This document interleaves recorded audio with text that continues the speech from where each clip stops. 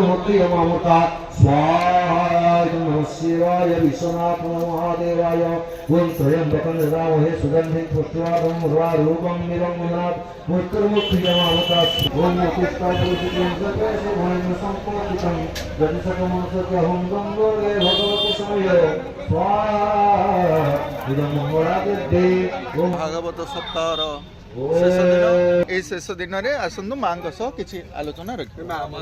7 दिन हेलाणी एठी हमर भागवत पारायण चली बहुत उत्सव सहित पालन होती समस्त आसी एकजुट होती योगदान करते जहाँ जी सख्य अनुसार साहय सहयोग कर भागवत गोटे जिन पाठ हेले से परिवेशटा एत सुंदर मधुरमय हो जाए सेठी जे रही मैंने तार मुझे कही पारुनी से जो अनुभूति मोर मुझे प्रकाश कर पारुनी मुझे नीति अनुभूति मुझे भागवत ये पाठ करुँच से समय जो आम चिंताधारा जो आम मनर किसी गोटे भय सब दूर हो जाए ठाकुर प्रति आम एमती लीन हो जाऊे ठाकुर आमको जमी भावुचे ठाकुर आम पाखे अच्छा कि आम ठाकुर सब विपद मुझे ये माँ को मंडप कथा भी किसी कह ये माँ को महिमा क्या कौन हो पारे मुझे निजे अनुभूति मत बहुत विपद डाकिले वो करते माँ बहुत विपद माँ उद्धार कर जिते भी मो दुख समय माँ कतरे आसी कांदिकी कहीदे माँ संगे संगे मत पणत घोड़े उद्धार कर तारिणी घंट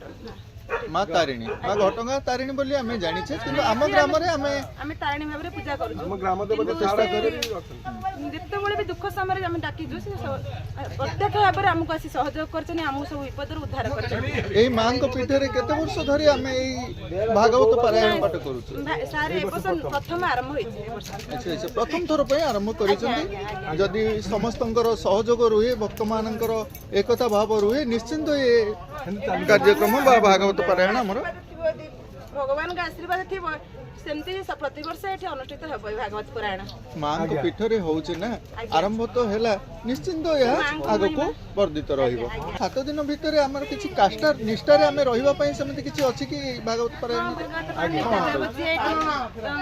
आमिष खाइबा निषेध जो मैंने बैठी भागवत पारायण करेंगे 7 दिन काल आमिष खाइबेनि अरुआन्न भक्षण करेंगे और एठी भी प्रसाद सेवन व्यवस्था हुए 7 दिन जाक प्रसाद सेवन व्यवस्था हुए जो मैंने एठी भागवत पाठ करती से प्रसाद सेवन करती और भागवत पाठ करती।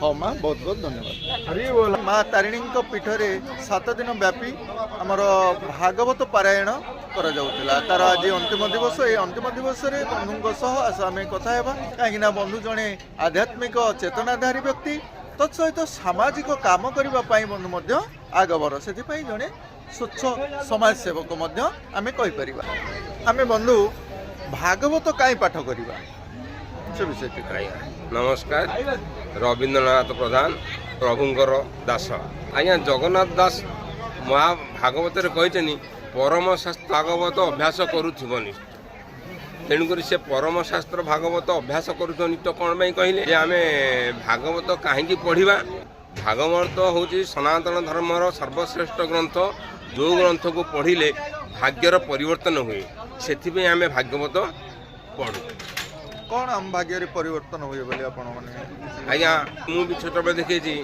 प्राय गाँव में स्पेसिफिक कार्तिक मसरे लोक भागवत पढ़ती ये लोकर जीवन जाऊनी भागवत पढ़ ये लोकर समय खराब पड़ी भागवत पढ़ तेणु आमर जगन्नाथ परम शास्त्र भागवत अभ्यास करी आप भागवत दैनिक पढ़ुवे तेल आपणकर जीवन में भविष्य केबे विपद आसब ना लोक कथा हिसाब से जार जीवन न जाऊ मृत्यु समय कहीं तार मृत्यु घटुनी से आम हॉस्पिटल न नहीं भागवत पढ़ी था किंतु भागवत सीना पाठ करू ए भागवत पाठ करने समय मृत्यु हुए आज्ञा से लोक मत आमर विश्वास रही आसी भागवत केते अक्षर भागवत ये 4टा को आप विश्लेषण करूँ भारे भाव आसो गरे आपंकर ज्ञान बढ़ बरे वैराग्य आसो